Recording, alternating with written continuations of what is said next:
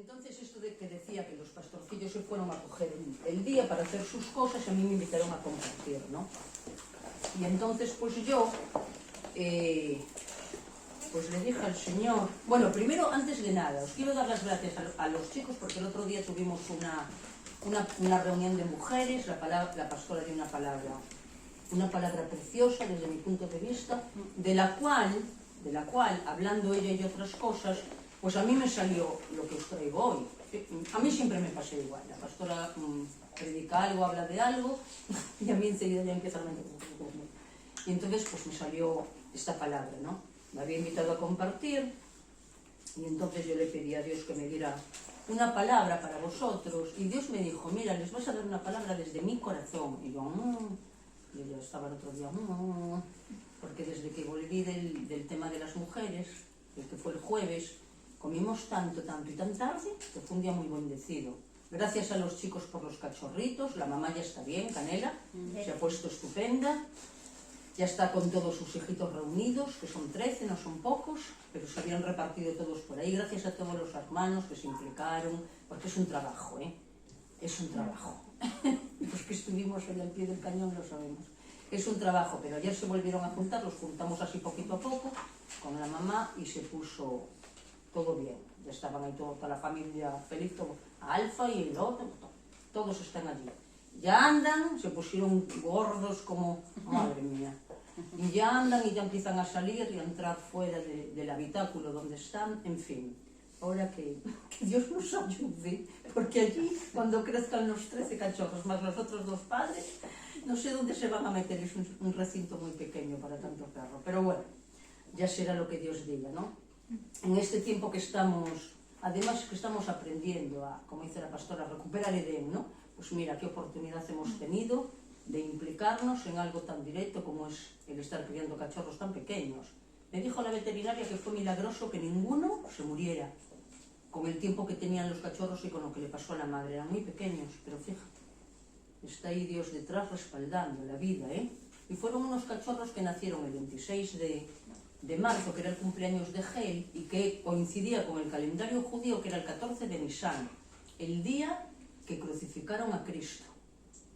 Y no solamente eso, sino que estuvieron 5 días separados de la madre. Ya empezaron ya muy pronto los pobres, pero yo digo que el 5, lo sabemos por la pastora, es el número de la gracia, ¿no? Entonces, pues mira, han entrado en la gracia ya. Y ya volvieron con los padres, la familia y todo.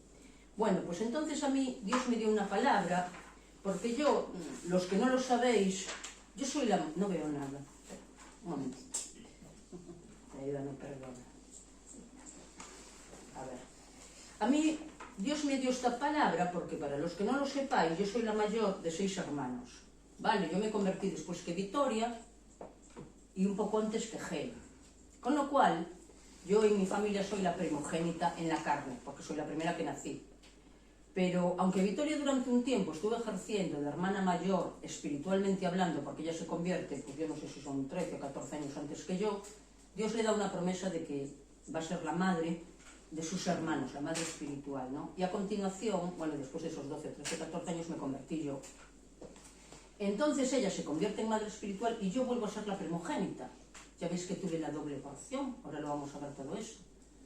Fui la primogénita en la carne y en mi familia, aunque Victoria se convirtió primero, ella tiene una posición distinta que la mía. Yo tengo la posición de hermana mayor, porque vamos a hablar de posiciones también.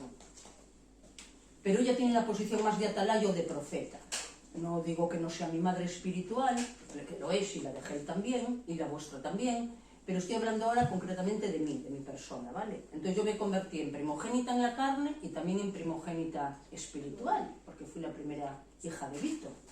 Entonces, a mí el tema de la primogenitura siempre me llamó mucho, ¿no?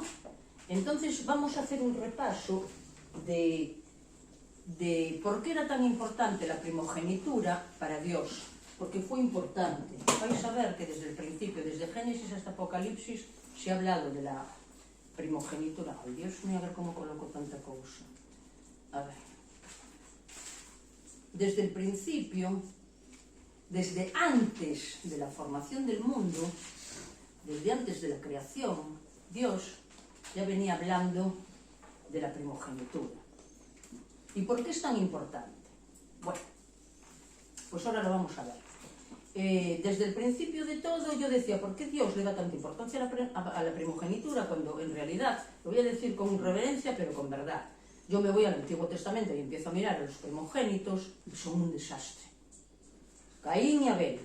Bueno, los primeros primogénitos ya fueron Adán y Eva, ya ni vamos a comentar, sin comentarios. Caída criminal, desobediencia y lo que arrastran, para empezar. Segundo, a continuación vienen Caín y Abel. Caín mata a Abel, que es el segundo, y Caín es el mayor. A continuación vienen todos los patriarcas. Vamos a hablar de... se me fue la olla, se me fue el santo del cielo. Ahora tengo disculpa. Vamos a hablar de Ismael y de Isaac, que no me salía el nombre de Ismael. Vale, también otra cosa muy rara que el otro día comentábamos en las mujeres, que hizo Sara porque tenía la promesa, manipuló ahí yo no sé ni cómo, le ofrece a Agar, la esclava, a Abraham, tienen a Ismael, y Ismael se convierte en un primogénito fuera del matrimonio, y Isaac es otro primogénito. Eso ya también lo vamos a estudiar. Ya sabemos que después, a continuación de este gambazo de Sara, a través de Ismael vienen los ismaelitas, que son todos los árabes, los musulmanes, etc, etc, etc. Bien. Y después sabemos también de Esaú y de Jacob. Esaú vende la primogenitura. Ahora todo esto lo vamos a ver un poquito con más detalle. Dejarme entrar en cuestión, porque estar aquí delante de la cámara a mí no me nombra. ¿Vale? Y vamos a ir viendo os voy a hacer así como un hilo conductor y os tengo que dar un poquito de explicación y de meteros en materia porque hay mucha cosa, ¿vale? Por lo menos yo estuve estudiando estos días bastante cosa. Entonces, vamos a ir primero a Génesis 25-23. ¿Vale? Este es Isaac, el hijo de la promesa de Abraham, que se casó con su mujer, que estaba embarazada, y en su vientre se peleaban. ¿Os acordáis? Este episodio lo conocemos, ¿no? Vale. Entonces, ella le va a preguntar, ella ahora a Isaac, y le pregunta que qué le pasa, porque llevaba un embarazo extraño, ¿no? Y entonces le respondió Jehová: 2 naciones hay en tu seno, y 2 pueblos serán divididos desde tus entrañas. Un pueblo será más fuerte que el otro pueblo, y el mayor servirá al menor. Le da esta profecía el Señor. Vale, a continuación nacen Esaú y Jacob, que son gemelos. Después vamos a volver a este versículo, lo tenéis ahí, lo guardáis ahí en un... Vale, y entonces más tarde conocemos la historia, y Esaú vende a su primogénito. Había una preferencia de Isaac por Esaú y de la madre por Jacob, exactamente. Entonces sabemos más tarde que Jacob prepara un guiso, que el otro viene, que tiene hambre, y entonces le vende los derechos de la primogenitura. Eso está un poquito más adelante. En mi Biblia pone: Esaú vende su primogenitura. Crecieron los niños y Esaú da papá. Y en el último versículo, en el 34, estoy en el 25-34, dice: y dijo Jacob: júramelo en este día, y él le juró y vendió a Jacob su primogenitura. Entonces Jacob dio a Esaú pan y del guisado de las lentejas, y él comió y bebió, y se levantó y se fue. Así menospreció Esaú la primogenitura. Vale.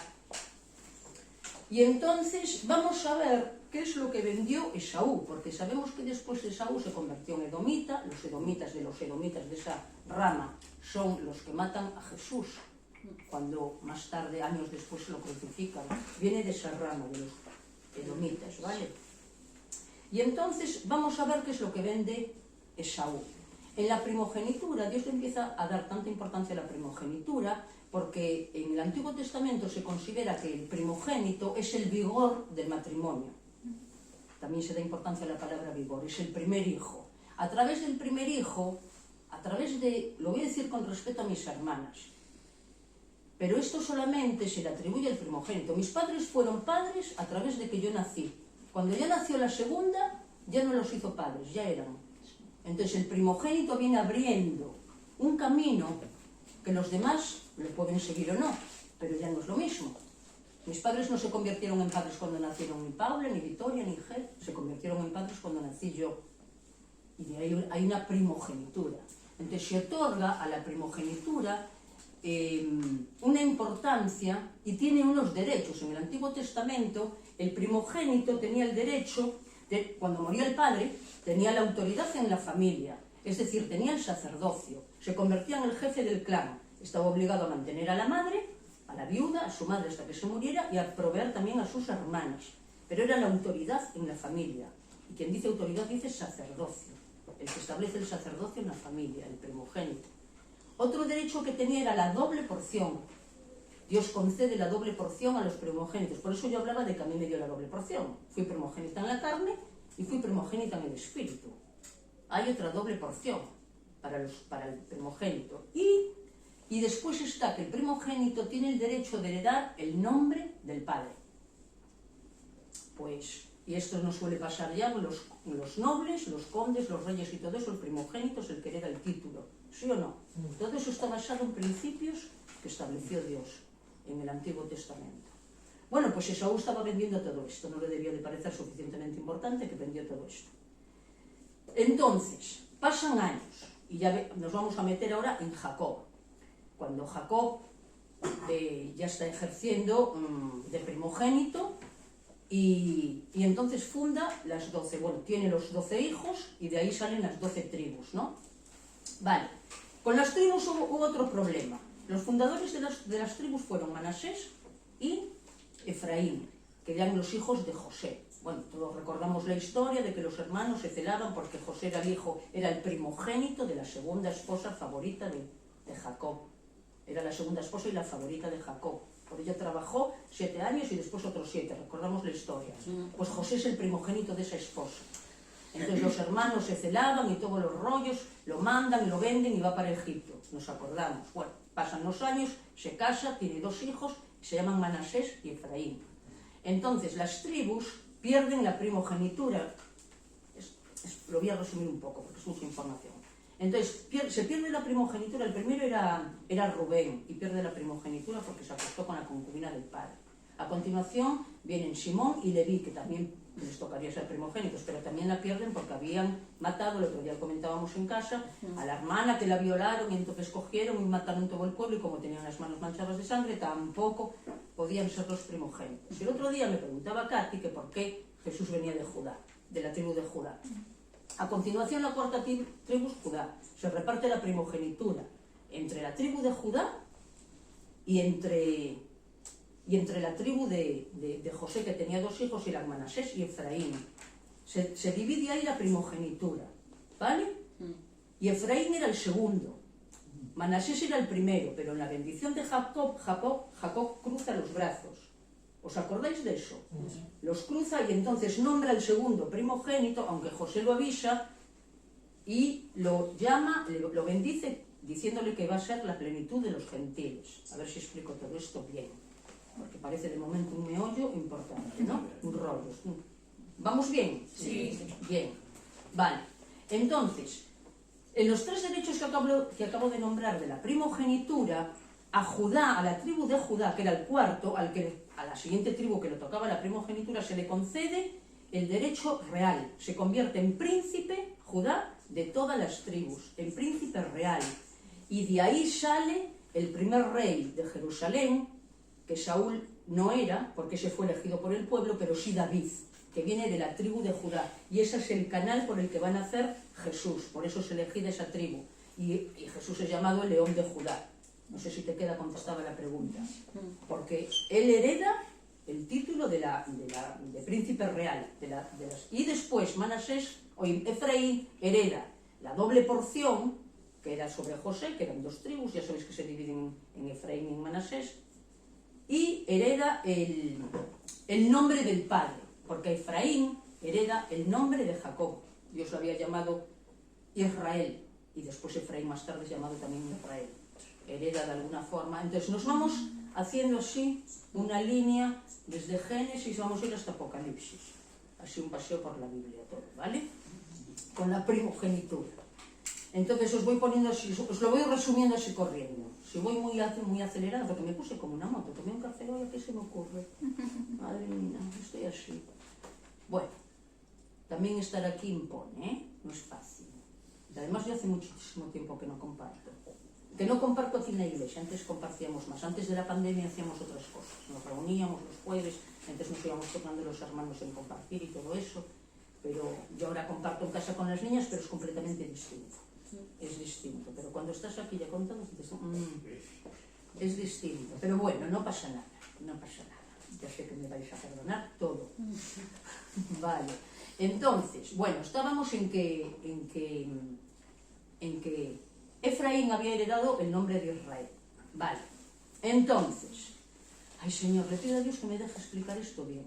Mira, otra cosa importante, curiosa, es que Efraín, de la tribu de Efraín, que al final queda como primogénito de las tribus, resulta que de la tribu de Efraín salieron los judíos sefarditas, que se llaman, que fueron los que vinieron aquí a España y se los cargaron los reyes católicos, los judíos sefarditas.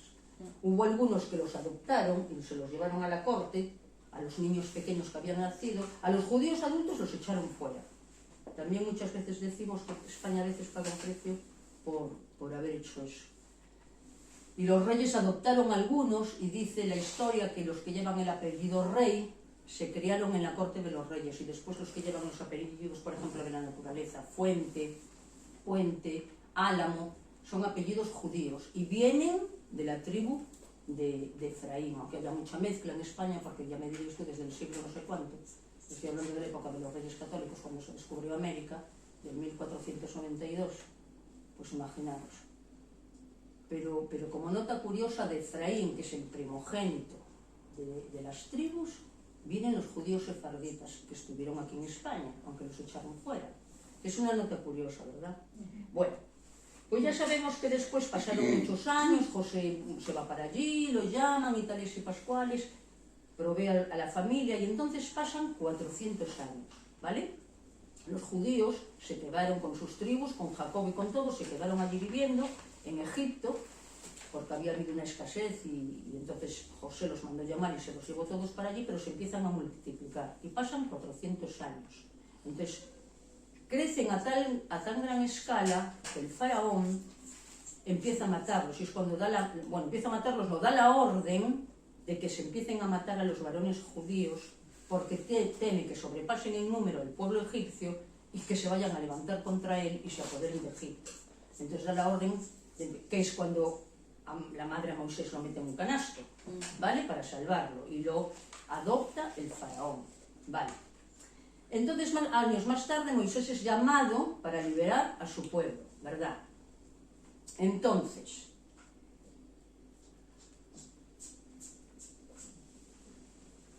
cuando Moisés es liberado a llamar a su pueblo, sabemos, y aquí entra la palabra de Vito que nos explicaba el otro día, es llamado a liberar al pueblo y como Faraón se niega, manda 10 plagas. El otro día la pastora nos hablaba de una plaga, de la plaga de las langostas. Y después nos hablaba de las dos últimas que fueron la de tinieblas y la de la muerte de los primogénitos, ¿os acordáis? Entonces yo, argallando en eso, en la muerte de los primogénitos, en las plagas, y con Victoria que hablé un poco, yo ya tenía la idea de la necesidad de convertirnos en hermanos mayores. En verdad yo iba a ir por otros derroteros, pero me encontré con esto que os voy a explicar, ¿no? Pero sí hay una necesidad de convertirnos en hermanos mayores, en convertirnos en primogénitos. Y ahora estamos viendo cosas, y yo descubrí esto. Pasan los 400 años y entonces llega la plaga de los primogénitos. Entonces, a ver, ahora si Dios me ayuda a explicarlo, porque yo en casa lo tenía muy claro y llego aquí parece que se me fue todo espeso. Entonces, en Éxodo 11 dice, se anuncia la muerte de los primogénitos. Entonces Dios pues le dijo a Moisés, Jehová ha dicho así, a medianoche yo saldré por en medio de Egipto, y morirá todo primogénito en tierra de Egipto, desde el primogénito de Faraón, que se sienta en su trono, lo leo así con efecto, para que nos quedemos bien, hasta el primogénito de la sierva que está tras el molino, y todo primogénito de las bestias. Incluye también a los animales. El otro día comentábamos Victoria y yo que Dios incluye en todos los animales y no habíamos echado cuenta. Los incluye siempre. Ahora que te vas parando y fijando, resulta que los incluye en todo. Entonces esta es la orden que Dios le da a Moisés para que vaya al faraón a decirle: o dejas salir a mi pueblo o perecerán todos los primogénitos. Vale. Y un poquito más adelante, en el 12, se ejecuta. Dice: muerte de los primogénitos. Y aconteció que a la medianoche Jehová hirió a todo primogénito en la tierra de Egipto, desde el primogénito de Faraón, que se sentaba sobre el trono, vuelve a repetirlo, desde el primogénito de Faraón, que se sentaba sobre el trono, hasta el primogénito del cautivo que estaba en la cárcel, y todo primogénito de los animales. Y un poco más abajo dice: y los egipcios apremiaban al pueblo donde quería echarlos de la tierra, porque decían: todos somos muertos. Entonces el pueblo sale. ¿Y sabéis a mí de qué me hablaba esto? ¿Sabíamos quién es Faraón? ¿A quién está representando Faraón? Faraón está representando al diablo. Vale. ¿Y quién es el hijo del diablo? Porque dice que murió el hijo de Faraón, que estaba sentado en el trono. ¿Quién es el hijo del diablo? El primer hijo del diablo, el primogénito del diablo, es la muerte, que fue lo que hizo. Cuando tentó a Adán y a Eva, trasladó, su primer fruto fue la muerte espiritual. A través de la muerte espiritual entra la muerte física. Entonces, ¿quién estaba sentado en el trono de Egipto? La muerte. El hijo de Faraón, el hijo del diablo. ¿Y qué hace Dios? Lo mata. Muerte a la muerte.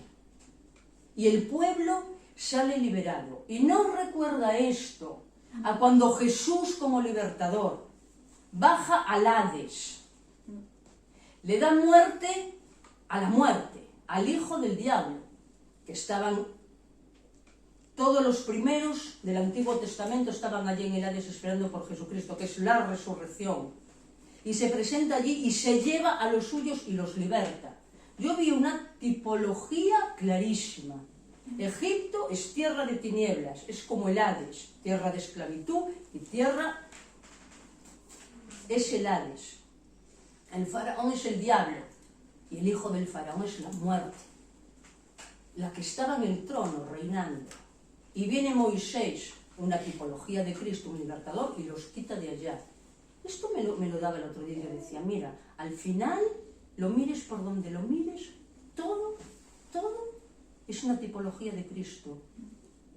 Pues era lo que me hablaba. Yo decía: fíjate, porque yo nunca lo había visto así, de esta manera que os estoy diciendo. Claro, nosotros vamos escuchando palabra y se te va abriendo algo dentro. Entonces después vienes a leer la Biblia, porque a mí me pasó esto, empecé a leer la Biblia y yo me acordaba del Hades, y me acordaba de Jesús, y digo yo: pero si esto es lo mismo, es otra tipología más. Vais a ver que la Biblia es absolutamente cristocéntrica. Y seguimos hablando de primogénitos, porque el diablo era otro primogénito. En el rollo de Melquisedec, antes de la creación, antes de todos los tiempos, cuando Dios crea a los ángeles, Luz Bella es la primera criatura que crea. Era el primogénito de los ángeles, el más perfecto, el más maravilloso, el encargado de llevar la revelación. Perdón, es que aún encima estoy de ayuno. Hice un ayunito de 2 o 3 días y tuve una presencia estos días, así estoy como una... Vale, perdonad. Entonces, ¿qué estaba diciendo ahora? Así que el primogénito, que el diablo es otro primogénito. Fue el primero que Dios había creado, Luz Bella. Con toda la potestad, mira, hace una descripción de Luz Bella, de Lucifer, que significa lo mismo. Cuando lo creó, que a mí me hacía llorar. Como semejante criatura, porque después de Dios estaba Él. Ya contamos una Trinidad, pero a continuación era Él. ¿Y cómo cayó? Fue el primogénito, pues cayó. Y yo siempre pensé una cosa, que cuando por la caída de Satanás, que era un primogénito, los primogénitos quedaron salpicados. Y mirad qué desfachatez todos los primogénitos de la Biblia, del Antiguo Testamento, que decía: pero Dios da tanta cosa a la primogenitura y los primogénitos son todos unos desgraciados, no hay por dónde cogerlos, o sea, la verdad. No había por dónde cogerlos. Siempre viene el segundo arreglando la cuestión, ¿verdad o mentira? El primer Adán, que la viñó, y el segundo Adán, que lo redimió. Esaú, el primero que cayó, y Jacob, siempre el segundo, porque Jacob es otra tipología de Salvador, todos otra tipología. Entonces siempre el segundo viene arreglando lo que metió la pata el primero. Bien, a santo de esta cosa que hizo Dios, de haber matado a los primogénitos, un poquito más adelante, le dice a Moisés, a cuenta de esto, de haber matado a los primogénitos de Egipto, de los animales y del faraón y de todo, le dice, mira, Jehová habla a Moisés diciendo, conságrame todo primogénito, cualquiera que abre matriz entre los hijos de Israel, así de los hombres como de los animales, mío es.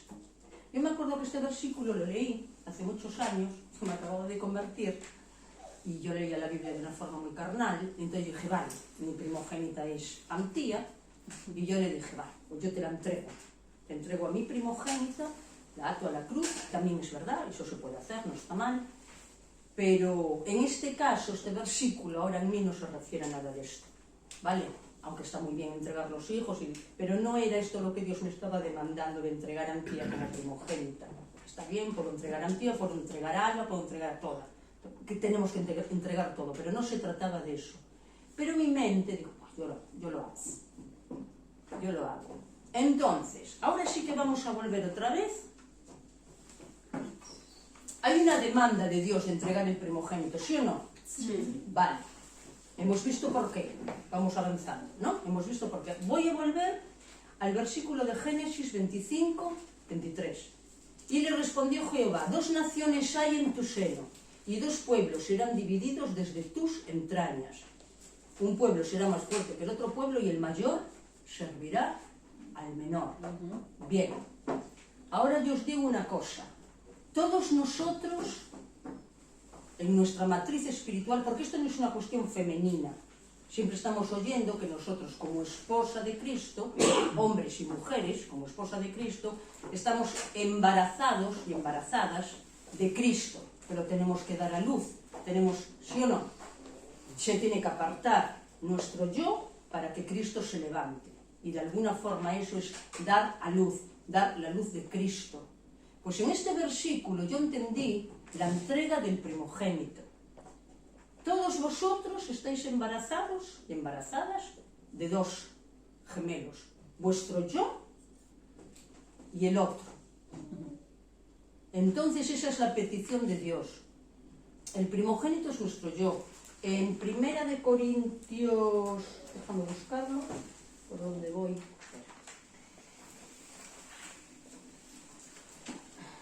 En Primera de Corintios 15, 46 habla, no lo busquéis, no hace falta, habla de que primero es el animal o el hombre natural y a continuación es el espiritual, ¿vale?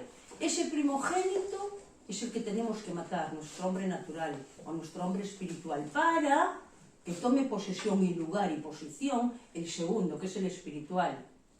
Si tú no naces de tu madre, ahora estoy hablando físicamente de tu madre, no puedes nacer espiritualmente, de nada.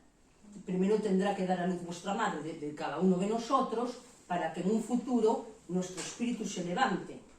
Pero para que nuestro espíritu se levante tienen que pasar una serie de cosas. Ahora voy a hacer un paréntesis. En el versículo de aquí que me gustaba, lo que pasa es que no sé si me da tiempo, lo tendría que dejar para otro día. Habla aquí de conságrame todo primogénito cualquiera que abre matriz entre los hijos de Israel, así de los hombres como de los animales como es. Eso de abrir matriz, eso me sonó, ¿sabéis?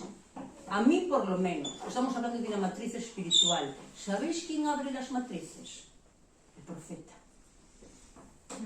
El profeta te ayuda a parir a Cristo, te ayuda a matar al primogénito de la carne. ¿Qué es el primogénito? Es tu yo, tu ego, lo que yo quiero, lo que yo deseo, lo que yo necesito, lo que yo. Eso es el primogénito. Estamos embarazados de nosotros mismos, de nuestro ego, y tenemos un plan de parte de Dios para que nuestro espíritu se levante. Ese es el segundo nuestro, el otro gemelo, que muchas veces no lo dejamos ni nacer, que lo aplastamos con nuestro ego. ¿Verdad o mentira? Sí. Es verdad. Entonces, para que salga el segundo, decíamos que el segundo siempre redime el primero. El primer Adán, el segundo Adán. Y tu segundo, tu espíritu, es el que va a redimir a tu primogénito, tu alma. Porque estamos hablando de tu alma carnal, de tu alma caída, estamos hablando. ¿Entendéis? Entonces dice que el mayor es el primogénito de nuestra carne, servirá al menor, porque nuestra carne va a servir para que el espíritu nuestro nazca. Si empiezas a morir a ti misma, a tus deseos, a tus cosas. Mira, qué manía tengo de hablar en femenino, pero hablar a las chicas, siempre me pasa. O si tienes los deseos que tengas, me da igual, o los pensamientos, o las emociones, o lo que sea, que yo no digo que no sea bueno, ¿eh? Cada uno tiene sus sueños, cada uno tiene sus ideas, cada uno tiene sus metas, cada uno tiene sus objetivos. Yo no digo que no sea bueno, pero sí hay un alma caída que tienes que matar. Y ese es el egoísmo. El ego no tiene otro nombre, el propio yo, el que nos ha llevado casi a todos los que estamos aquí, aquí. Porque yo no sé vosotros, pero yo sé por qué llegué aquí. Aunque sé de algunos, pero yo sé por qué yo llegué aquí. Yo nunca tuve nada que ver con las drogas, jamás, ni con cárceles, ni con robos, aunque sí he robado. Pero era otra cosa. Mi problema no era ni robar, ni las cárceles, ni la droga, ni un mal ambiente, ni que me divorcié, porque me he divorciado, tengo 2 hijas, tengo 2 nietas. Mi problema no era ese. Pero yo necesité exactamente nacer de nuevo y conocer a Cristo igual que cualquier drogadicto, igual que cualquier alcohólico, porque parece, yo no sé por qué, pero la sociedad, el mundo, yo no sé quién, o incluso hasta la iglesia evangélica, no lo sé, parece que Cristo está adjudicado solo a un sector marginal de la población. Y no tiene nada que ver. Eso no tiene nada que ver. Cristo ha muerto por todos nosotros, todo ser humano, todo tiene necesidad de Cristo. Fuera de Cristo no hay nada, no vas a encontrar jamás la plenitud de gentiles que decíamos antes de Efraín, porque Efraín es llamado a predicar, a través de él va a salir la rama de los gentiles, por eso esa es la bendición, porque al principio fue llamado y elegido el pueblo judío por Dios, pero también ya había un plan para ser salvados todos los demás. Entonces tú no vas a tener una plenitud en nada si tú no estás con Cristo. Yo ya sé que hay personas que fuera de Cristo consiguen cosas. Yo intenté dejar de fumar, por ejemplo. Intenté dejar de fumar muchas veces y nunca lo conseguí. Yo era una cafetera, yo era una regadera, yo era de todo fumando. Os lo podéis imaginar. Y yo solamente conseguí dejar de fumar, y de esto hablo ya 18 años, cuando yo me convertí. Yo ya sé que hay personas que han conseguido dejar de fumar y no son convertidas. Bueno, pues chapó para ellas. Pero a lo mejor no necesitan a Cristo en el área del tabaco. Pero en otras áreas seguro que sí. ¿Entendéis? Todo ser humano, hay un espacio. Antes decíamos que había un espacio que estaba en nuestro interior que estaba reservado para Dios. Yo digo, un espacio, todo nuestro interior está reservado para Dios. Todo en nuestro interior. Y mientras tú no coloques a Dios en tu trono interno, porque todos tenemos un trono, y ahí está sentado, o tú o Él. Entonces, mientras tú no coloques a Cristo en ese trono, vamos a andar perdidos. Y yo os decía que yo no era drogadicta, pero yo me divorcié, me casé embarazada, muy joven, con 2 niñas, me divorcié hace tropecientos años, yo creo que debe hacer 30 o 35 años que me divorcié, ya perdí hasta la cuenta, porque me divorcié con 28 años o 29. Y entonces inicié un periplo sentimental, emocional, laboral, yo no sé de qué en mi vida, arrastré a mis hijas a una vida absolutamente irregular e irrefrenable. Yo después tenía un carácter, yo no sé ni cómo calificarlo, pero sí era una persona muy estresada, muy estresante, era una persona muy poco responsable, muy poco consecuente, muy desequilibrada emocionalmente hablando. Bueno, yo tenía todas las características de una loca, así de claro. Después sí, para irse de copas conmigo yo era muchacho, pero fuera de ahí, esto me llevó a una necesidad de cambiar. Yo decía, me acuerdo que quería ser más tranquila. Siempre me llamó el ser tranquila, las personas que tenían una serenidad, que tenían un saber estar, que tenían una palabra para orientarte, Yo me convertí por eso, porque Victoria ya había ido al reto, a mí que no me hablaran ni de Cristo, ni de Dios, ni de la salvación, porque eso era para los drogaditos. Para mi hermana Victoria y para Orlando, que habían sido drogaditos, estaba bien, yo no. Yo pensaba así. Entonces yo los veía que de drogadictos se convirtieron en otra cosa y yo me parecía maravilloso, pero para ellos. Pero lo que sí me llamó es que Victoria y Orlando, aparte de ser drogadictos, tenían un carácter y yo trataba con ellos. Y yo le empecé a ver a Victoria una serenidad en la mirada, una forma de hablar, un carácter completamente distinto. Ya no es que fuera drogadicta o no, es que ya no tenía nada que ver con la Victoria que yo conocía. Y yo le decía, ¿pero tú cómo hiciste? Pues yo quería cambiar, yo era una loca, yo os digo, yo era una desequilibrada emocional. Y me decía ella, bueno, yo por Jesús, por Dios, por la Biblia. Y yo, sí, pero ¿cómo? Tú explícame. A mí me empezó a atraer aquella forma que tenía. Yo me acuerdo mucho cómo cambiaron las cosas. Yo empezaba a hablar y ella callaba. Nunca me interrumpía. Y a mí eso me llamó la atención. Empezábamos a hablar las dos y yo, no, pero mira, el otro día para... Y se callaba, y se quedaba toda. Y yo le decía, ¿pero tú cómo haces para tener ese carácter? Pues por esas cosas me llamó Victoria. Yo decía, pues yo las quiero para mí. Yo quería ser una persona tranquila, quería ser una persona serena, quería ser una persona, controlarme a mí yo, que yo tenía unas explosiones de ira. Y yo discutía hasta el fin, mira, yo era insoportable. Yo discutía hasta el fin, si yo no me llevaba la última palabra yo me moría. Pero tampoco me gustaba ser así, tampoco estaba encantada conmigo mismo. Llegó un momento que yo me quedé muy harta de mí misma. Yo empecé a tener relaciones, todas fracasé, salieron mal, mis hijas empezaron a crecer y ya no les hacía tanta gracia aquella madre tan enrollada y tan maja y tan tal. No. Yo me convertí con 42, 43 años y a mis hijas tenían 20 y pico cada una. Entonces ya no les valía una madre cualquiera. Ya no necesitaban ni una colega, no. Ya empezaban a exigir una madre de verdad. Yo me acuerdo que un día una hija mía, la mayor, la primogénita, por cierto, me metió un corte que dije yo, ¡buh! Estábamos las dos llorando, yo no sé si porque había roto por enésima vez con alguien, como siempre.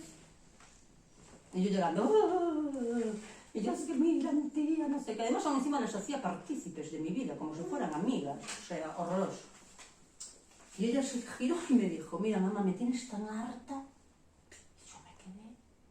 Estoy harta de ti y de tu vida, te pasas la vida llorando y lamentándole de todo lo que haces y decides. Y se marchó.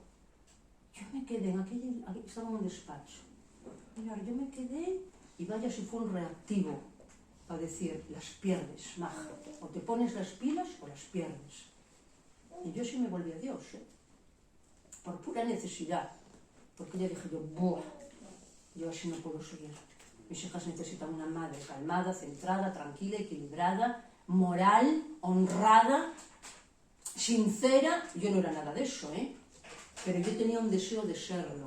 Yo no sé quién eres tú ni qué deseos tienes de cómo quieres ser, pero ese deseo de cómo quieres ser es lo que eres. Eso es tu espíritu, anhelando lo que ya eres. Lo demás son capas de cebollas que nos vamos poniendo, que no valen para nada. Y ese es el primogénito que tenemos que matar. No vale para nada. Entonces yo tuve que matar todas esas capas de cebolla, todos aquellos recursos humanos que yo tenía, porque tenía tantos recursos humanos, tantos argumentos, que él hablaba de los argumentos, tenía tanta cosa mundana, tanto espíritu griego, tanto, no es que tuviera mucho conocimiento humano, pero me gustaba. Ay, los títulos, estudiar, saber, pero el conocimiento no de Dios, sino de otras cosas del mundo. Yo tenía tanto de eso, no os lo podéis imaginar, todo eso lo tuve que ir matando.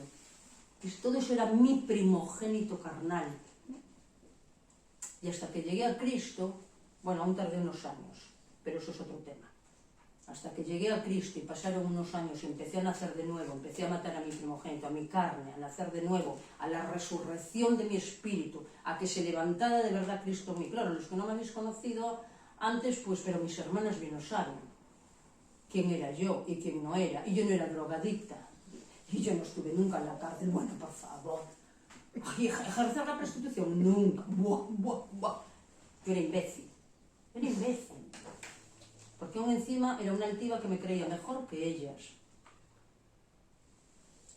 Pues para que vierais un poco cómo era mi corazón, cómo era mi primogénito, si yo no mataba a todo aquello, todo eso me llevó a la desesperación, al fracaso, a todo. Os doy un poco así de testimonio a los que no me conocéis, ¿vale? Bueno, pues estábamos en el versículo de Dios, de las dos naciones y de la necesidad de matar a nuestro primogénito. En nuestro interior tenemos dos naciones. Se van a pelear toda la vida hasta la muerte. Lo que pasa que si tú te vas guiando por el Espíritu, tú te vas a ir fortaleciendo en el Espíritu y lo vas a ir derrotando. ¿Entendéis? Entonces, ¿dónde voy? Entonces, tengo aquí. Entonces, ¿qué hizo Cristo? Con todo este tema de la primogenitura, de todo esto que estamos viendo, de que lo tenemos dentro, ese primogénito que tenemos que matar, todos los primogénitos de la Biblia, todo lo que fue haciendo Dios, a través de todo el Antiguo Testamento, hasta que llegó el Nuevo Testamento con el nacimiento. Bueno, no es el Nuevo Testamento, lo han puesto así cronológicamente hablando, hasta, no sé por qué lo hicieron, pero parten en Malaquías. Mira, os voy a dar una nota curiosa, que antes se me fue y no lo dije. En Éxodo, aquí atrás, a ver si lo encuentro. Mira, en Éxodo 13, que me olvidé antes de decirlo, estaba viendo ahora cuando lo repasé.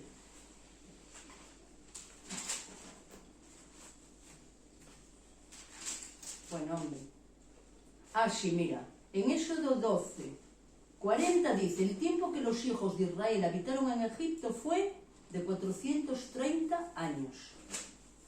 Me olvidé de decirlo, y es una cosa graciosa que también me dio Dios. Bueno, pues resulta que si ahora nos vamos a la división del Antiguo y del Nuevo Testamento, aunque está mal puesto, pero bueno, digo está mal puesto por la situación cronológica, ¿eh? Sabemos todos que hubo, desde Malaquías, hubo un silencio de Dios de 400 años, con una ausencia de profetas. Esto es lo que pasó, que no hubo profetas. Que antes me metí a hablar un poco del profeta. ¿Vale? Lo voy a hacer.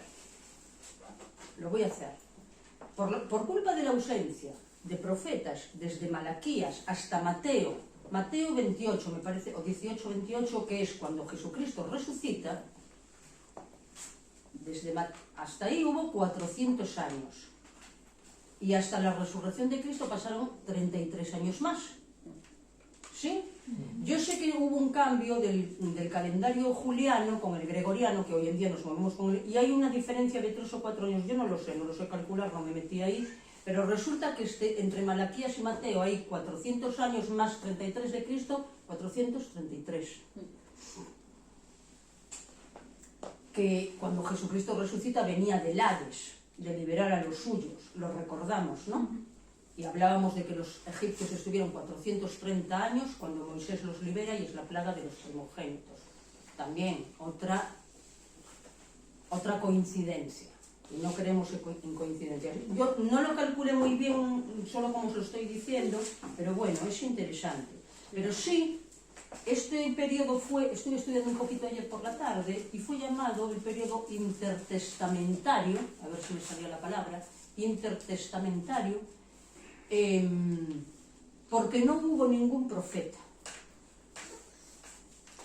Y yo antes hablaba de que el nuevo nacimiento, el abrirte la matriz espiritual, la resurrección de tu espíritu y la guía de la iglesia, eso lo va a traer un profeta. Yo no sé por qué en España, pero hablo con las latinas, porque en Latinoamérica sí que hay más opción, o más libertad, o más...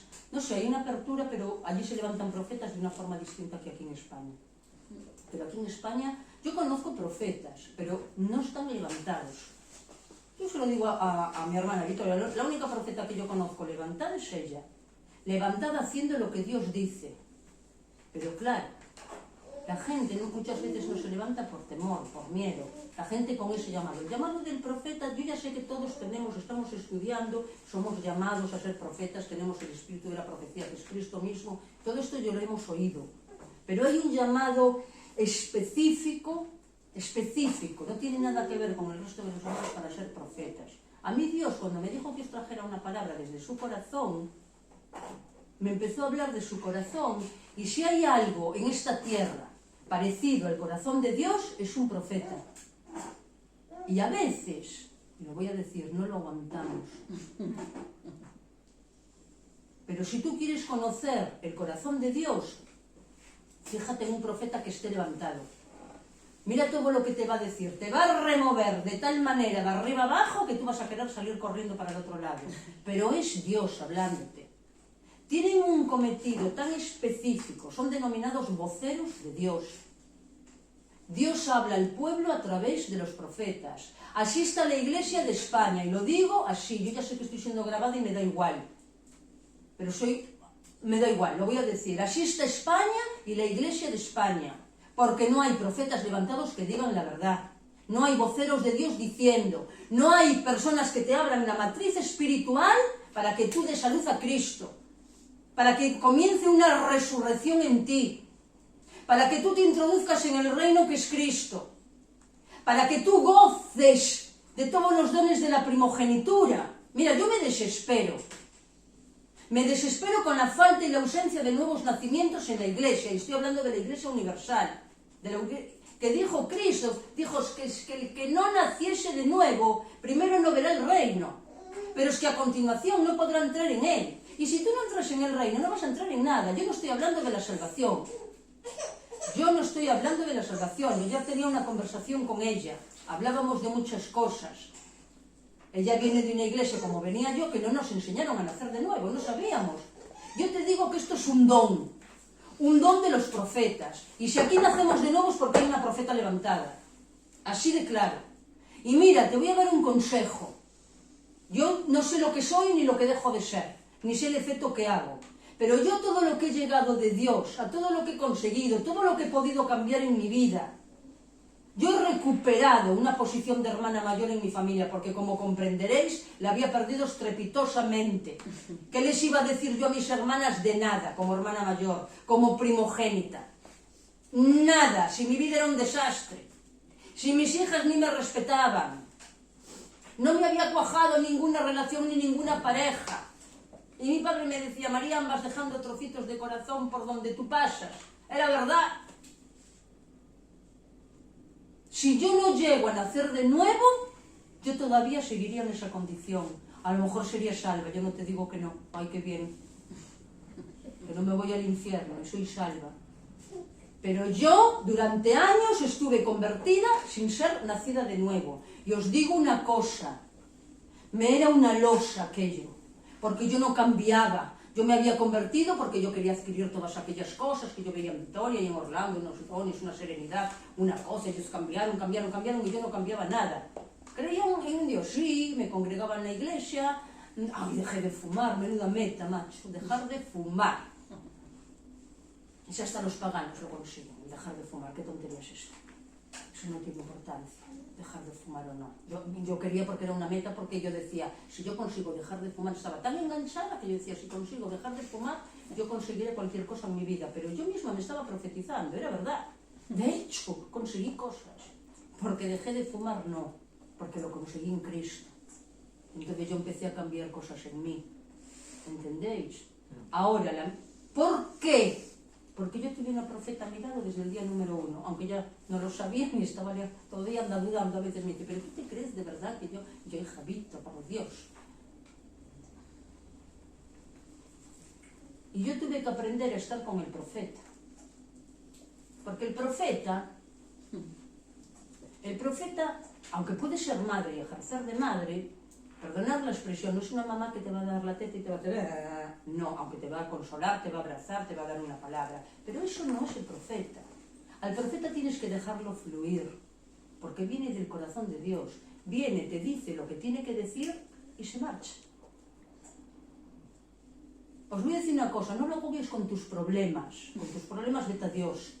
No le cuentes, oye, no significa que no le puedas decir ni hablar, no estoy hablando de eso. Pero es que un profeta no está para eso. Oye, que después un día a la vez le comentas, oye, mira, me pasó papá. Eso no tiene que ver, no estoy hablando de eso. No.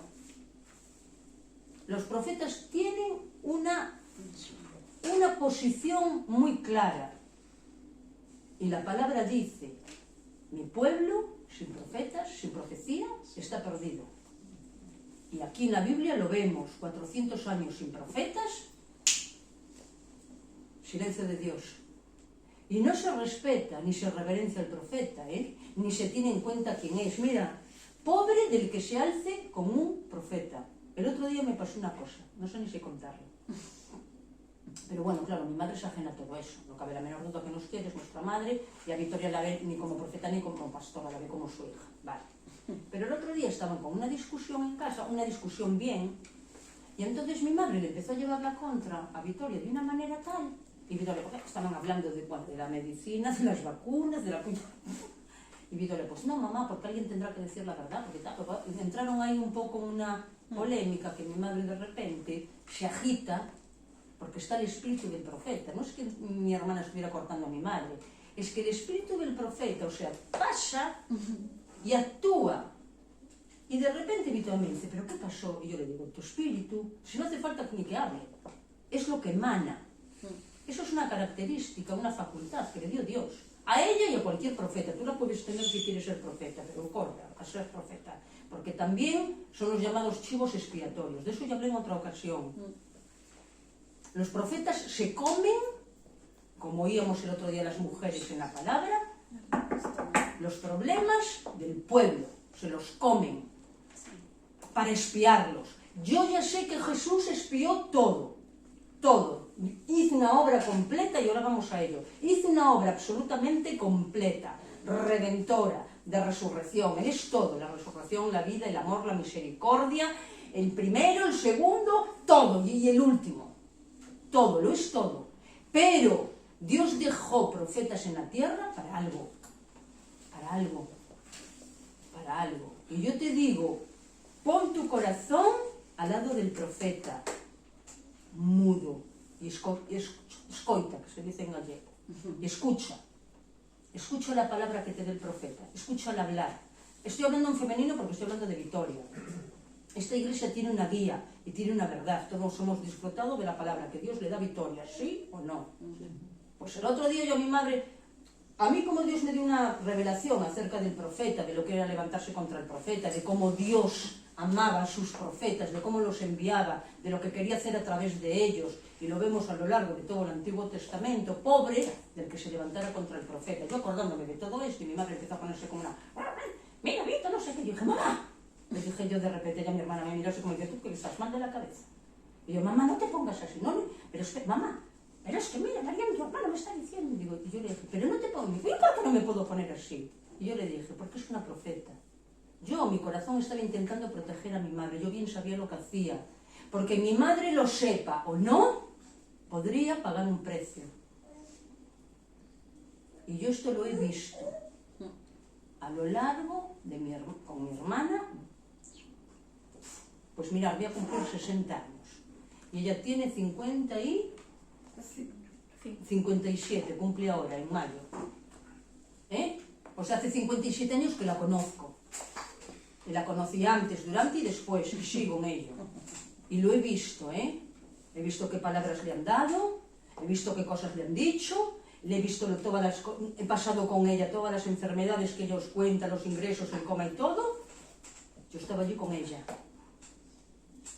Sé de lo que estoy hablando. Y a mí Dios me concedió, dijo, mira hija, tú tienes que aprender a estar con el profeta, porque yo me revolvía muchas veces, yo no aceptaba. El otro día, no sé si se lo contábamos a las mujeres o a quién, yo cuando la veía pasar por tantas tribulaciones, que a mí me parecían tribulaciones, pues el coma mismo, que eso está bien, pero siempre hubo un propósito de Dios, y yo tuve que aprender a pasar con ella por esos procesos. tuve que aprender a estar con un profeta. Con un profeta no se está de cualquier manera, con nadie se está de cualquier manera. Pero yo estoy hablando de quisiera dejar una posición. Hay una posición, en todo hay una posición espiritual. El pueblo con la profeta, con el profeta, me da igual. Tenemos que aprender a distinguir ese corazón. La vais a ver llorar por cosas que dices tú, pero ahora ¿por qué llora? Y normalmente van a interpretar, lloró porque el hijo resulta que perdió no sé qué. Nada, nunca tendrá nada que ver por lo que llora el profeta. El profeta llora, es el llanto de Dios. Cuando el pueblo no hace, o no entiende, o no ve como él quiso hacer. Eso es por lo que llora un profeta. Nada más lejos, jamás está llorando ni por su casa, ni por su matrimonio, ni por su hijo, ni porque perdió no sé qué, ni porque le robaron, ni... Lloro por lo que lloraría Dios, y lo hace a través del profeta. Ya un día hablaré más del tema del profeta, pero el profeta es el que va a abrir vuestra matriz espiritual para que podáis matar al primogénito y para que pueda nacer el segundo, el otro gemelo, que es Cristo. ¿Vale? Entonces, voy a continuar con la predicación, porque mirad en todo lo que me metí, qué barbaridad. Bueno, mira, a mí me gusta fluir. Antes yo tenía todo muy estereotipo, parecía también Tania, con los puntos, los subpuntos. ¿Lo voy explicando? Sí, ahora ya estoy más cómodo y mejor, la verdad. Sí, porque al principio no tenía un batiburrillo que decía, para explicar algunas cosas es complicado, no os creáis, la verdad.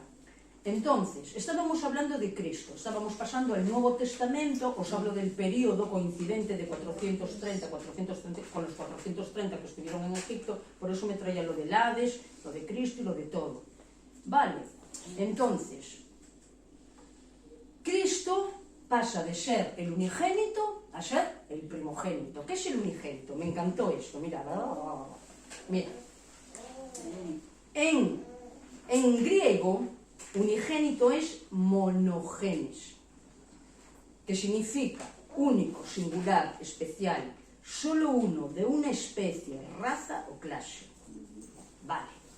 El ser unigénito va mucho más allá de lo que parece la palabra, porque en español el vocabulario en verdad es más limitado. En hebreo y en griego son más amplios, son más exactos, dan unas puntuaciones distintas a las palabras y los conceptos, ¿no? Pero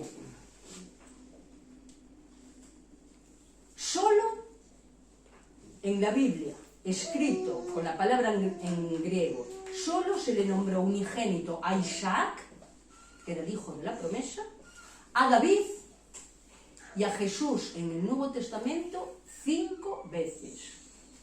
5. La gracia. Se le nombra como unigénito. Es algo más allá de lo que estemos estudiando, pero Jesús vino a hacerse el primogénito, ¿verdad o no? Sí. Vale. Y tenemos aquí, mira, no los busquéis. En Colosenses 1:15 tenemos, Él es la imagen del Dios invisible, el primogénito de toda creación. Vale. En el 18 tenemos, y es la cabeza del cuerpo, que es la iglesia, el primogénito de entre los muertos, para que en todo tenga la preeminencia. Es el primogénito porque es el primero en morir y en resucitar. Después nos lo traslada a todos nosotros, porque estamos estudiando, estamos oyendo de que Dios nos adopta, pero nosotros tenemos que adoptar a Dios para poder adoptar su sangre. Y si junto con Cristo somos primogénitos, también somos coherederos de todo lo que Dios nos quiere dar. En Romanos 8:29, porque a los que antes conoció, ¿quiénes son los que antes conoció? Los que estábamos en su seno, ¿sí o no? Porque a los que antes conoció también los predestinó para que fuesen hechos conforme a la imagen de su Hijo, para que Él sea el primogénito entre muchos hermanos. Vale. En Hebreos 12:23, ahí me encanta. Se lo he compartido a Angelita y me encanta. Nos hemos acercado al monte de Sión, a la ciudad del Dios vivo, Jerusalén la celestial, a la compañía de muchos millares de ángeles, a la congregación de los primogénitos que están inscritos en los cielos. Tú eres primogénito, todos somos primogénitos. La congregación de los primogénitos. Lo que pasa es que se habla, el ser primogénito, esto es como la esposa. El término de la esposa es en singular, gramaticalmente hablando, ¿verdad? pero la esposa somos todos.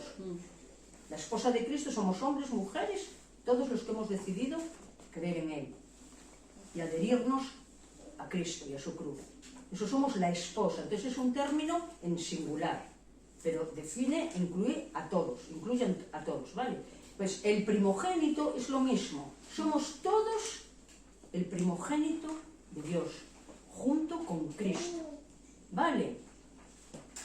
Y dice, si hijos también herederos de Dios y coherederos junto con Cristo, que es el reino de la vida, la verdad, la resurrección y la revelación. Y como os dije que íbamos de Génesis a Apocalipsis, termino con un versículo de Apocalipsis 1:5 que dice que Jesucristo es testigo fiel y primogénito de los muertos.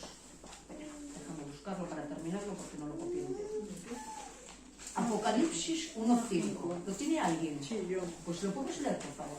Y de Jesucristo, el testigo fiel, el primogénito de los muertos y el soberano de los reyes de la tierra, al que nos amó y nos lavó de nuestros pecados con su sangre. Ese es el fin. Vale. Pues habla también del primogénito de los muertos. Entonces, hemos hecho así un cordón desde Génesis hasta Apocalipsis, estudiando un poquito la primogenitura. Ahora, yo os voy a decir una cosa. ¿Qué características, qué atributos tiene Cristo? Y junto con Cristo nosotros, porque acabamos de leer que somos los hijos de Dios, tenemos la sangre de Dios, tenemos los atributos de Cristo y somos coherederos junto con Él. La necesidad de matar nuestro primogénito carnal para que salga nuestro primogénito espiritual. ¿Sí? Bueno, yo esto ya lo había compartido una vez en una reunión, pero dije, lo voy a poner porque mirad lo que nos da Dios. Los atributos de Cristo. Cristo, que es el reino, que es la resurrección, que es la vida y que lo es todo, dice, tiene el gobierno, tiene la soberanía, tiene la autoridad y tiene el dominio y el señorío. ¿Y qué es el gobierno? Yo os puse autoridad gobernante que tiene por objeto tanto dirigir, controlar, administrar y ejercer una autoridad. Esto no es para mandar ni gobernar a nadie, esto es para gobernarte a ti, que es tu tierra, tú, para matar tu primogénito, para matar tu carne, para tomar control de ti, de uno mismo, para ser dueños de nosotros mismos, ¿vale? Esto va contra el pecado, la autoridad la tienes que tener contra el pecado, es decirte a ti misma, no, y hacer lo que dice el Padre, como hacía Jesús, que él hacía y decía lo que le oía el Padre. Entonces, Dios te da primero una autoridad, ¿vale? Te da, igual que a Cristo, una soberanía. Vamos a ver lo que es la soberanía. Gobierno propio de un pueblo o nación en oposición al gobierno impuesto por otro pueblo o nación. Lo voy a parafrasear. Es el gobierno propio del pueblo o nación de Dios en oposición al reino de las tinieblas. Esa es la soberanía. Soberanía absoluta de Cristo sobre el reino de las tinieblas. Eso es lo que tenéis y lo que sois. Soberanos y soberanas absolutas sobre el reino de las tinieblas. Autoridad. Antes que ley, autoridad o gobierno. Muy bien, ¿no? Autoridad, facultad o derecho de mandar o gobernar. Hace referencia a la potestad que logra alguien o un líder legítimo. Autoridad sobre el pecado. Vale. Dominio. Dominio. Eso es un espacio. Y cuando hablamos, cuando alguien en la época de los señores feudales que decían, mira mis dominios. El dominio habla de territorio. De territorio. Primero te tienes que conquistar a ti misma. Esa es tu tierra. Por eso eres rey, por eso eres soberano, por eso tienes autoridad, por eso tienes gobierno. Tienes que conquistarte a ti misma. Y después dice la palabra que donde plantes tu pie, allí se extiende el reino de Dios. Hablamos de territorios espirituales, ¿vale? Pues también lo tenemos. Y por último, el señorío. Dignidad de señor. Esto es Cristo. Tiene el señorío. Además son unas palabras que a mí me encantan. El señorío, dignidad de señor, en griego kurios, jefe, dueño, amo, soberano, máxima autoridad. Y sigo insistiendo sobre el pecado. Nosotros tenemos que ser reyes, sacerdotes, soberanos, autoridades espirituales, tenemos que tener dominios, pero estamos hablando siempre en el plano espiritual, primero sobre nosotros mismos y después extender el reino. Son 5 atributos de Cristo y Cristo nos representa la gracia. Y estos 5 atributos que tenemos, siempre lo comentaba en aquella reunión que hice, que hicimos, de Aglou, donde vaya, madre mía, es para derrocar a lo que llamamos el imperio, a lo que yo llamo el imperio de los sentidos. No tenemos 5 sentidos, pues aquí tenemos 5 atributos y vuelvo a enumerar: gobierno, soberanía, autoridad, dominio y señorío. 5 atributos para derrocar a los 5 sentidos que tenemos del yo quiero, yo necesito, porque yo. Pero yo le llamo el imperio de los sentidos. Es un imperio porque en verdad imperan en tu vida, gobiernan, ¿no es verdad? Yo me acuerdo que un día que a ti que predico decías que la carne chilla, la carne grita, ¡no quiero!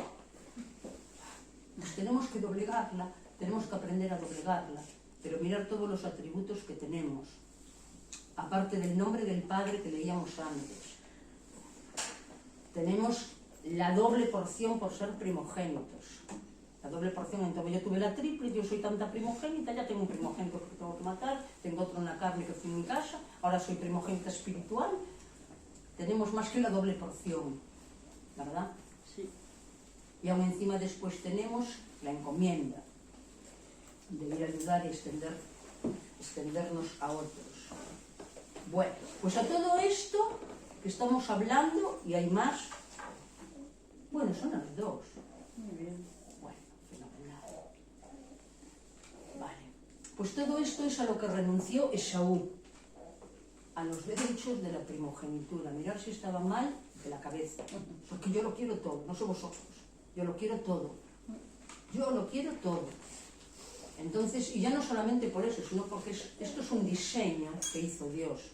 Siempre estamos oyendo que Dios tiene su forma de actuar, entonces siempre estamos oyendo esto. Entonces, si Dios dio semejante importancia a la primogenitura, podemos empezar a ver por qué. ¿Entendéis? Entonces, vuelvo a repetir que es una posición. Yo muchas veces a las chicas en la casa les hablo de la necesidad de convertirnos en hermano mayor, porque muchas veces se llega, que yo no estoy hablando de la gente nueva que se acaba de convertir ni nada de eso, pero sí ya hablo de personas. Empieza a cuidar de otra persona, empieza a ocuparte de alguien, porque mientras te ocupas de alguien, lo tuyo vas a ver que sin preocuparte se arregla.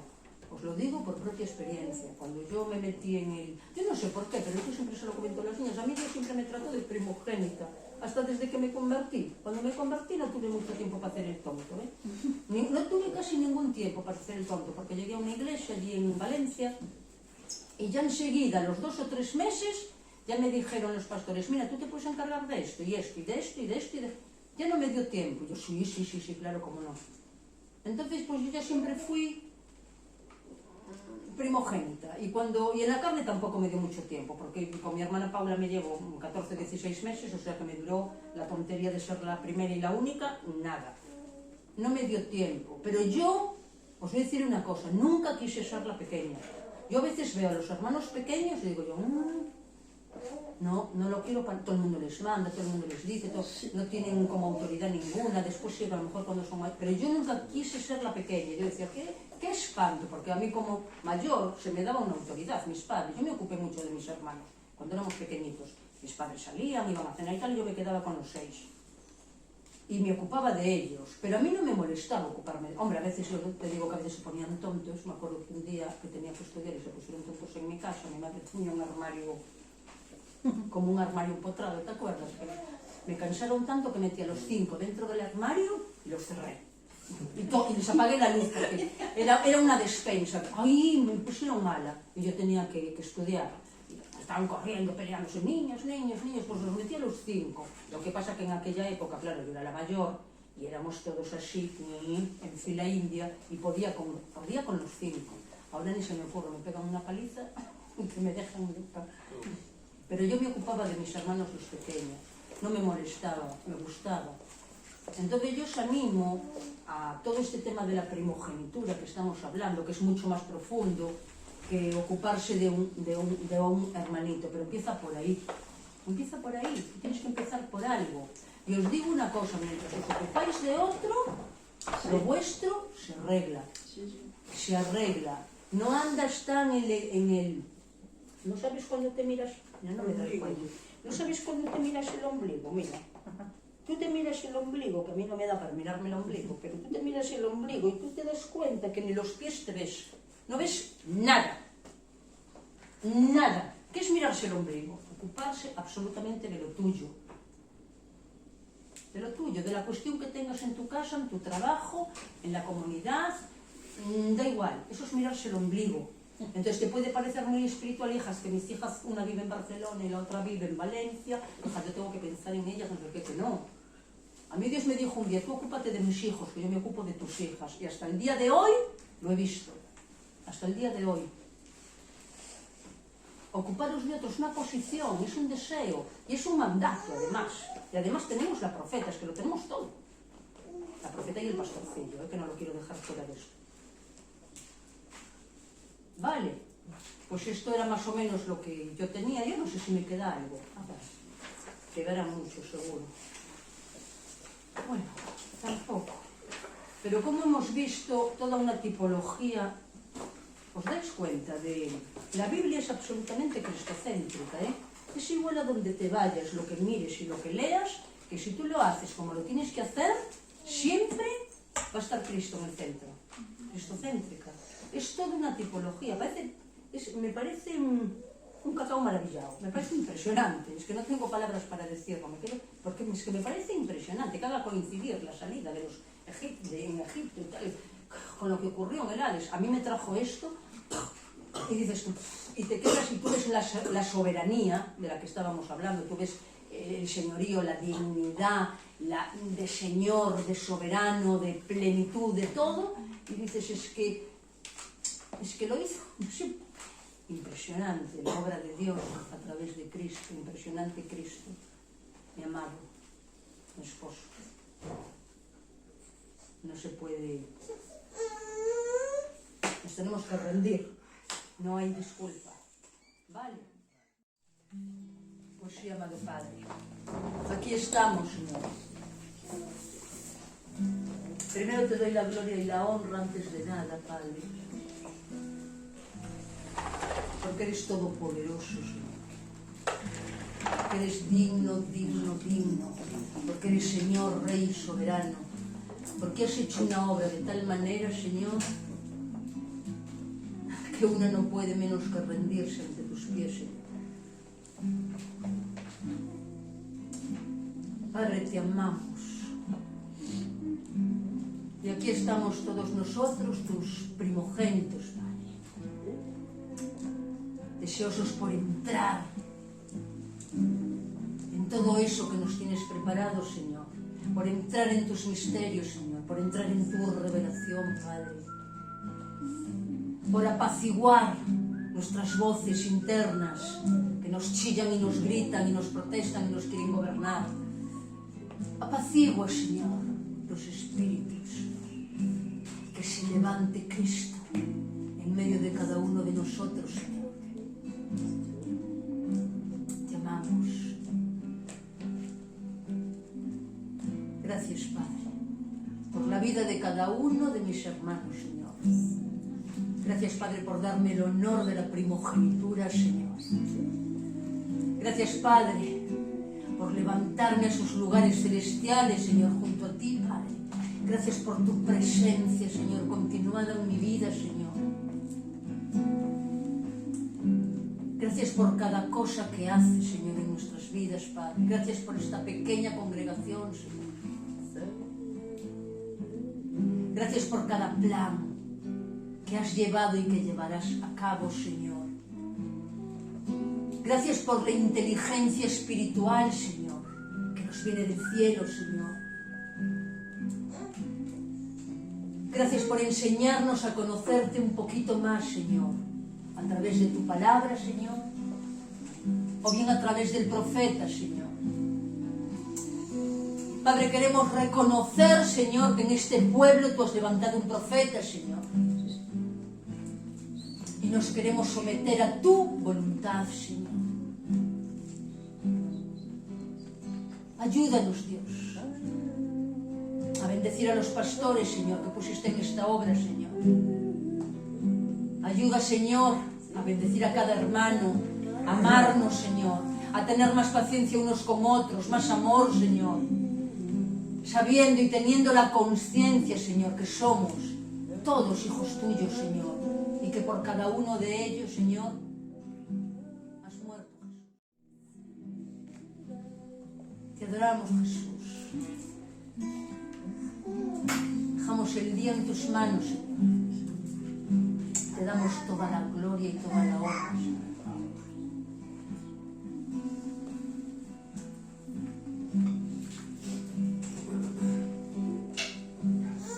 Oh,